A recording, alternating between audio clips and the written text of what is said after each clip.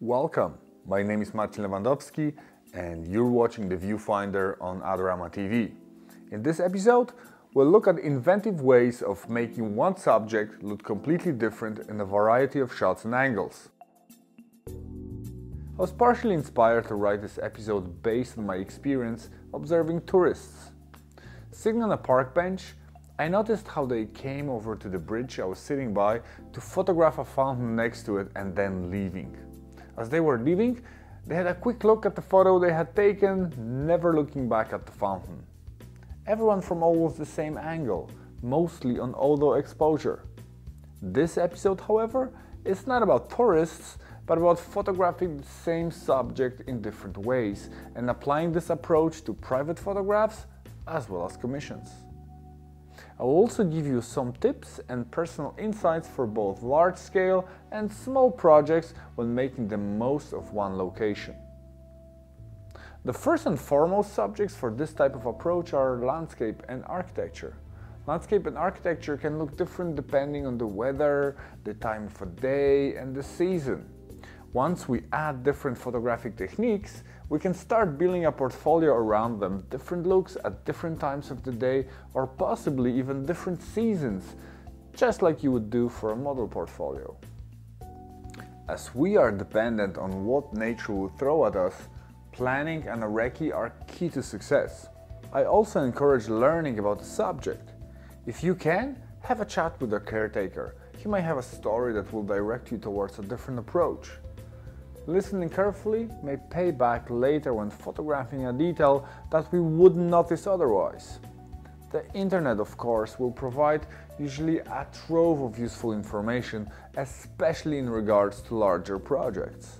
Even just one day on location will give you many different scenarios to photograph in, sunrise and sunset with their respective twilights and golden hours, if you're lucky that is.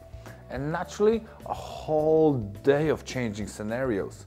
Sure, you might have to force rain or dull grey cloud cover, and that's why I recommend planning. It just cannot be overestimated.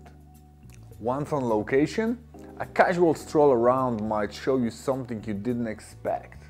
Maybe a detail that's worth revisiting once the light changes, or maybe an angle you didn't notice initially.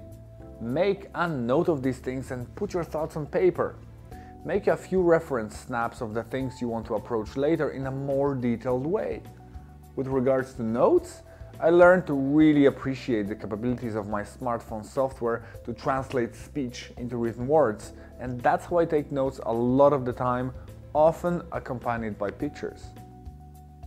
The second approach is looking at subjects on a smaller scale. Think size for tabletop photography.